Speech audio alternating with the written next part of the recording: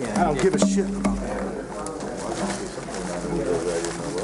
That was last year. To get it going, if they're not here, do we vote for it? How's that work?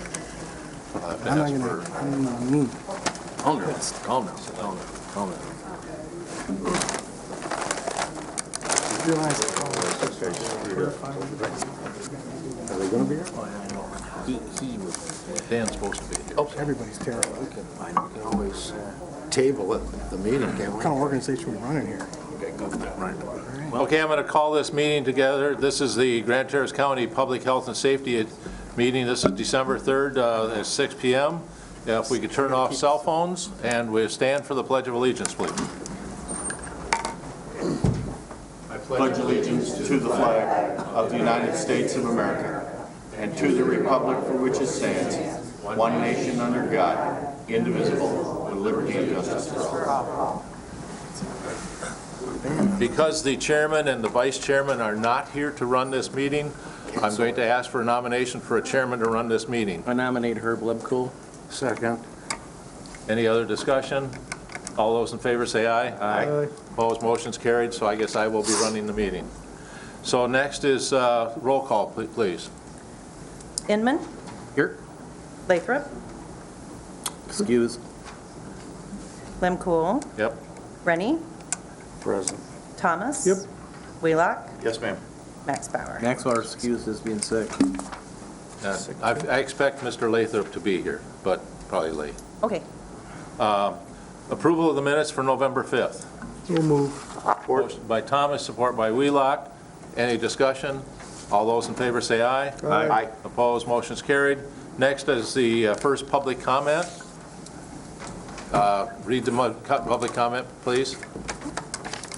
Any person shall be permitted to address a meeting of the Board of Commissioners, which is required to be open to the public under the provision of the Michigan Open Meetings Act. Public comment shall be carried out in accordance with the following board rules and procedures. Any person wishing to address the board shall state his or her name and address. No person shall be allowed to speak more than once on the same matter, excluding time needed to answer commissioners' questions, if any. The chairperson shall control the amount of time each person shall be allowed to speak, which shall not exceed 3 minutes. The chairperson may, at his or her discretion, extend the amount of time any person is allowed to speak. Public comment will be solicited during the 2 public comment periods noted in Rule 5.4, Order of Business. However, public comment will generally be received at any time during the meeting regarding a specific topic currently under discussion by the board.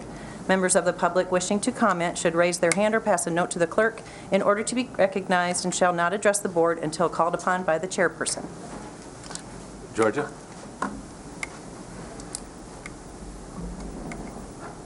Georgia Durga, Director, Grand Traverse County Commission on Aging. I wasn't exactly sure the process, but we want to add one item to the agenda. I handed it out on your tabletops. I will add that. Okay, thank you. Anybody else from the public? I'd like to welcome 3 of our students here.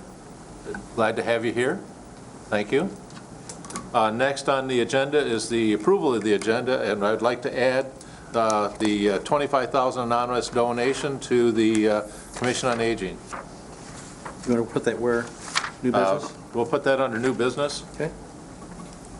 Mr. Chairman, I'll make a motion to approve the agenda with that additional item under new business. County Administrator, do you have anything to add? I do not. No need for closed session? No, So you don't have anything to add, Dave? I don't think so, no. Okay, very good. Motion to approve the agenda as amended. You got that? I already did that. Okay, Charlie seconded. Charlie seconded. Any other comments? All those in favor say aye. Aye. Opposed, motion's carried. Next is the consent calendar. The purpose of the consent calendar is to expedite business by grouping non-controversial items together to be dealt with by one commission motion without discussion. Any member of the commission, staff, or public may ask that any item on the consent calendar be removed and placed elsewhere on the agenda for full discussion. Such requests will be automatically respected. If any item is not removed from the consent calendar, the action noted, receive and file or approval, is approved by a single committee action adopting the consent calendar. A, receive and file. 1. Commission on Aging monthly report for October and non-action items. B, approval. 1. Commission on Aging outside agency funding. 2. Commission on Aging bylaws. 3. Commission on Aging 2015-2016 equipment repair and maintenance RFP home chore program. 4, Commission on Aging 2015 Vehicle Repair and Maintenance RFP Home Chore Program. 5, Commission on Aging 2015-2016 On-Call Contract Services. 6, 2015 Employee Training Day Event, January 19, 2015. 7, Employee Assistance Program Renewal for 2015. 8, Revised Health Insurance Policy. 9, Renewal of Fiscal Year 14-15 Child and Adolescent Health Center Grant Agreement, Kingsley Child and Adolescent Health Center.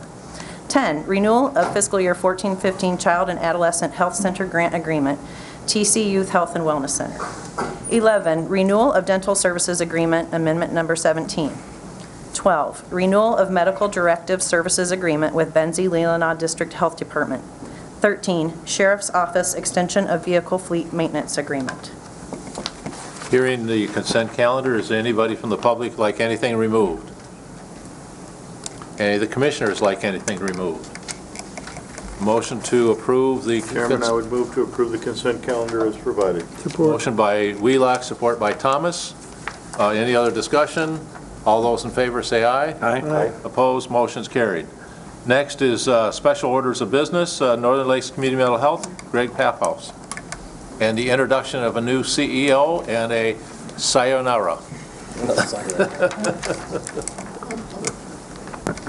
Well put, Herb. It really is my privilege to introduce Carl Kovacs, who is going to be the new Northern Lakes Community Mental Health CEO.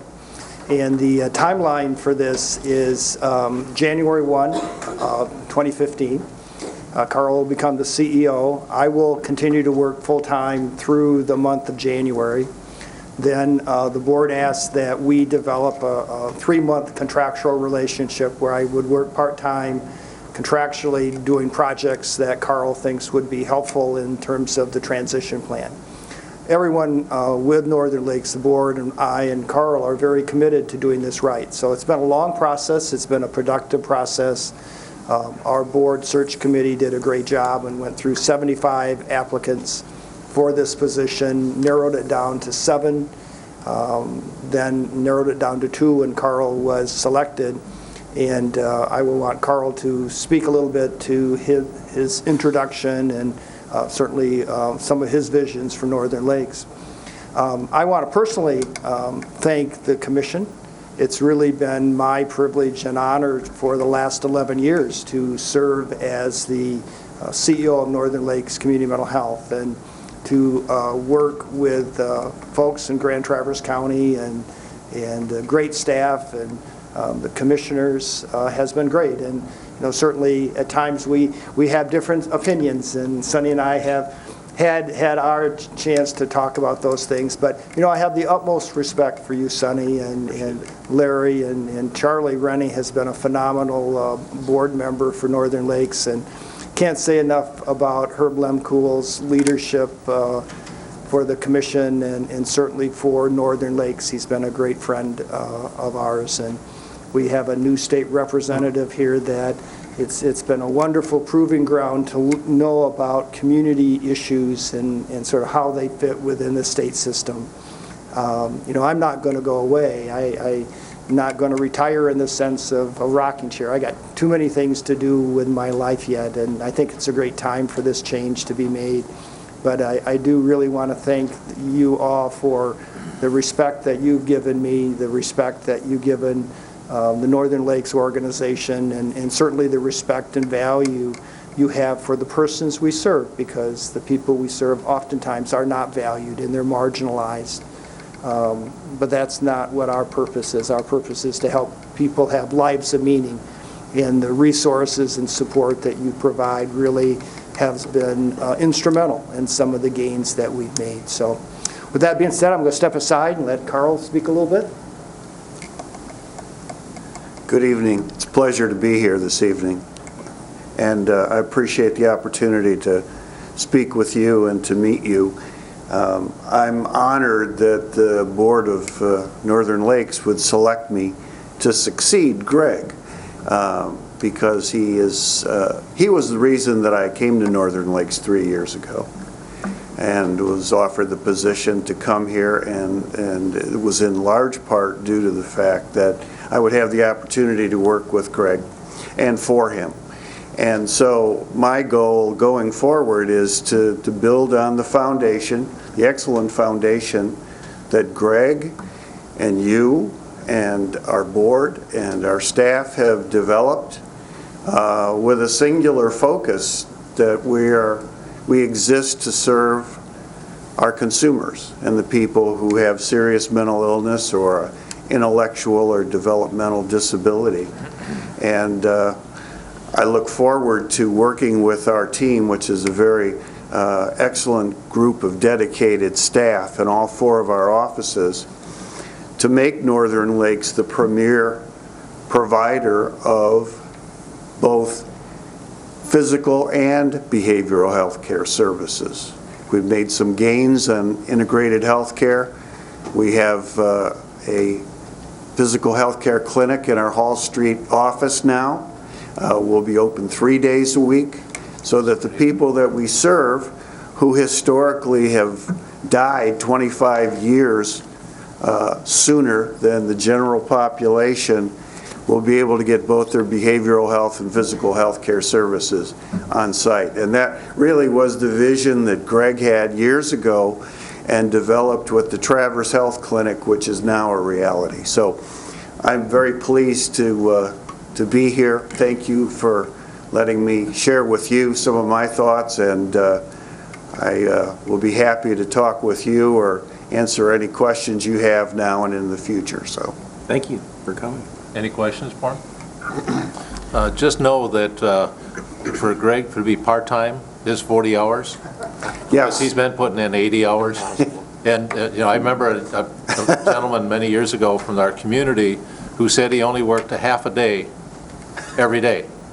And that was from 6 till 6. So that was his half a day, and he worked 6 days a week that way, and that was Jerry Olson. And Greg, you followed in his footsteps in committing to giving the people in our community the best possible service that you probably could do. So we appreciate Greg's time and effort, and I've always enjoyed working with him, but I know you have too. So, but you want to say something? I would like to congratulate Greg and Carl, both fine men. It's the best committee I serve on.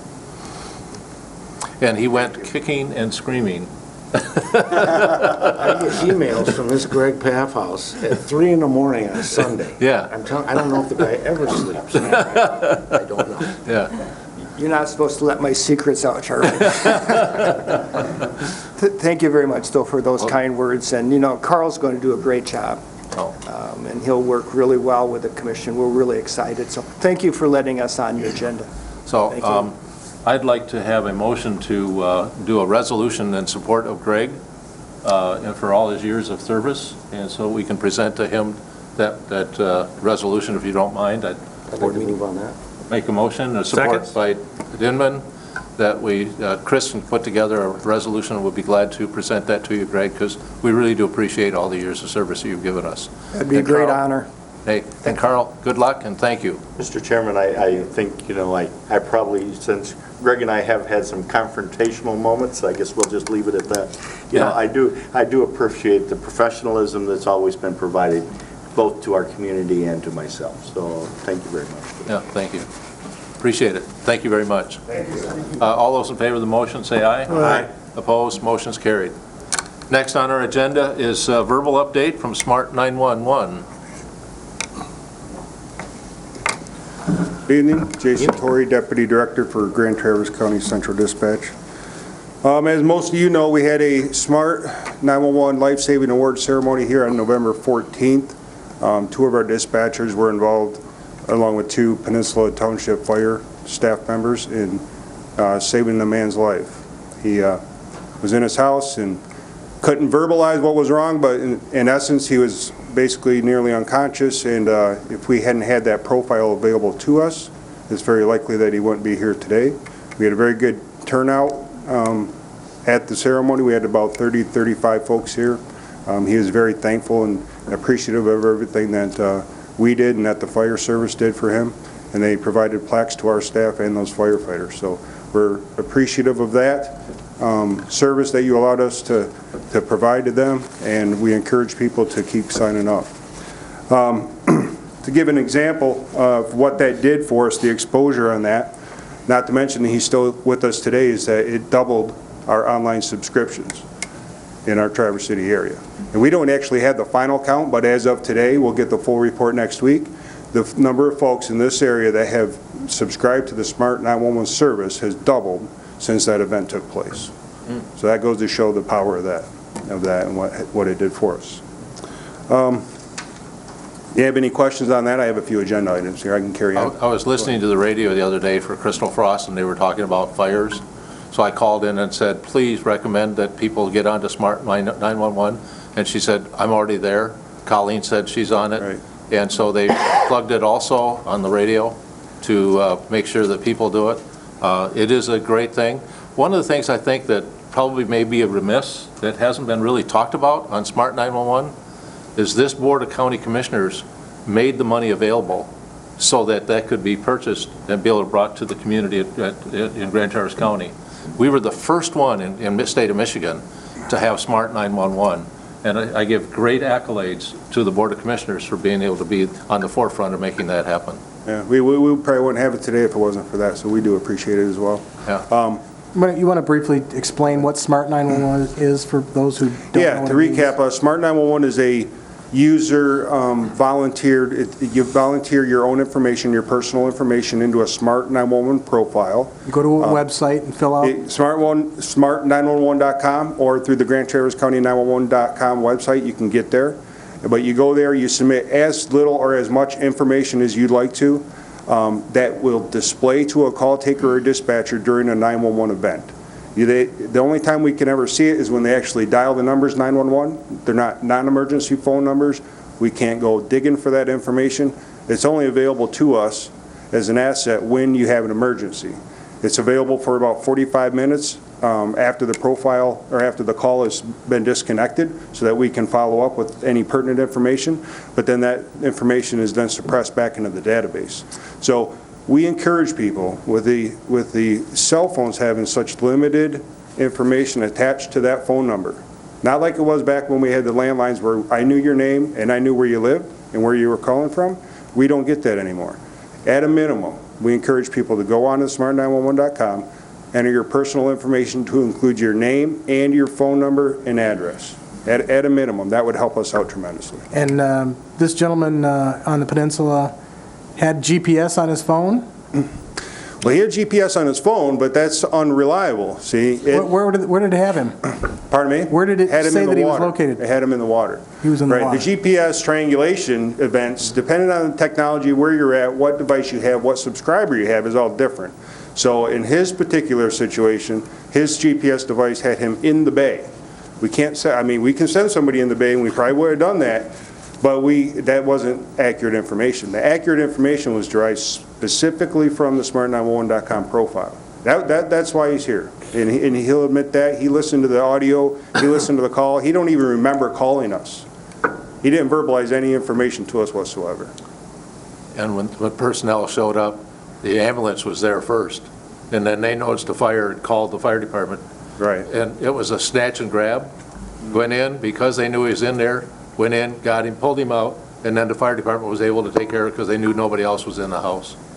Yep, that is true. We did not know it was a fire until the EMS folks got on scene. They called the fire out. They went inside. He was about 6 feet from the main door, in which they were able to do just like you said, was grab and go. So You have somebody in your house it was that's a good save. infirm, you have somebody who has medical conditions of some sort, taking specific medications, you can put all that stuff You on can put- 911 so the 911 operator knows and the emergency responders know what they're walking into. Exactly. Yeah, it's a great program. I had a deer hit my car just after I had done it, and I called 911, and as soon as I called it, they went, Herb, is that you? We have your Smart 911 data right here at our fingertips. It works. Yep. So they knew We the had car. over Yep. we had over 600 new accounts created in about 10 days, and they had 1,400 hits on their website from this area, and they attribute that to that particular call. They are editing the footage from the Smart 911 award ceremony, and they're going to submit that back to us for our own personal use to keep advocating towards the use of the product. So counties around us are now participating. It's becoming statewide issue in which the state might implement at least the base version of smart911.com, and it's currently in about, I think it's 37 states, if I'm not mistaken. Oh. And it's a mobile product. So if you go to one of those states and you created a profile, that profile information is available to you there in the event of an emergency. Cool, thank you. Anybody have any questions? That, maybe they knew about your deer because you get one every couple of weeks. Yeah, well, I'll tell you what, for a while there, it was every accident once a month. We were thinking the car was jinxed. Sonny? I would note, having been involved in the emergency service for a long time, one of the key things that people need to put in on that information is if they're a caregiver in a home. Right. I don't know how many times I went to a home and, we're ready to load and go, and the guy says, oh, by the way, my wife is handicapped and she's upstairs in the bedroom. Well, we can't drive out the driveway with this person in an ambulance, even though he needs to go, until we find somebody that can take care of that.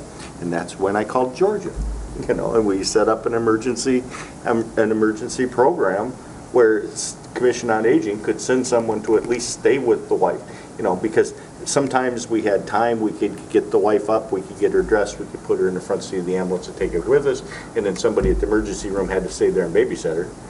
Or sometimes we didn't. Sometimes we just flat didn't have time. So then either an officer or one of the paramedics ends up staying on scene to, make sure that the wife is safe while, you take care of what you have to do with the patient. So, I can't stress enough the importance of the 911, the Smart 911 registration, particularly if you're in any of those situations where you have either you're a caregiver for children or for adults. Well, you were also implementing the fact of, I think it was the Commission on Aging or AAA to have a person on call to be able to come in and take care of somebody? Commission on Aging. Commission on Aging would make people available to be able to be on call, to be able to come in and take on that responsibility. And that was all because Sonny's experience in not having anybody there. I'm thinking, but So, good job, Sonny. I did do it. approach it Okay. One other question here. Oh, you, go ahead. Roughly, Jason, what is your sign up for your profiles? Total number? I know you don't have the exact number, but roughly, what is it? I think they said 5 to 7% of our population, which is probably about 7,000, 6,000 to 7,000. And I'll get a detailed report, an updated detailed report next Thursday when they release that information, so we can provide that to you at a later time. Appreciate that, Yep. Jason. Thank you, Jason. No problem. Next is the NG 911 Technical Consultant Planning Committee. That's me as well. I provided you this agenda item as information for how we're moving forward. In November 19th session, you folks approved a technical consultant, the acquisition of a technical consultant to help us through the migration from the traditional 911 functions and technologies into the next generation 911 technologies. I outlined a few of those technologies and what those entail here. I also wanted to make sure that you understood, it was made mention a few times about the involvement of all public safety. All of public safety, this is a very collective process. We have a communications planning team. The representatives from that planning team are comprised of all of public safety in Grand Traverse County, all the 5 fire departments, Sheriff's Office, PD, Emergency Management, Grand Traverse County 911 Center. We're working together to form a process and a plan to move forward through some of these challenges. So you should know that there's players from everybody, every arena in the public safety field at the table making these decisions and make these plans. So we wanted to make sure you were aware of that. As recently as today, we finished up a coverage study with the MPSCS, which is the Michigan Communications Public Safety Communications System. The preliminary results based on the verbal conversations are that those coverage studies, that coverage testing was very satisfactory compared to what we've been experiencing previous to now with our current VHF system. We look forward to bringing them back in January after the results are done, assessing that study in more detail, and then bringing that as a group, the communications planning team, through the central board, back to you to let you know what we find. That was 800 megahertz? It's the known as the State 800 system, but the proper name is MPSCS, the Michigan Public Safety Communications System. And that's a digital voice 800 megahertz radio communication system. It's available to all public safety statewide. Utility companies are using it. Cherryland Cooperative, I think, is doing the same process that we kind of went through, and they're looking at going on to the system. Leelanau, Benzie, Antrim, and Kalkaska County Sheriff's Office, I think all 4 of those departments are currently using the MPSCS. Any questions? Very good. Keep up the good work. Thank you. Okay.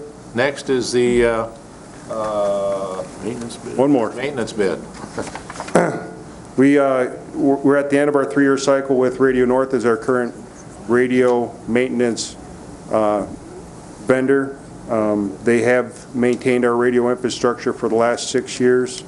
We submitted the same bid format. They came back with the same lowest monthly cost out of the 3 people. Actually, 2 submitted bids back in compliance with the RFP. The other was Telrad, as you can see here.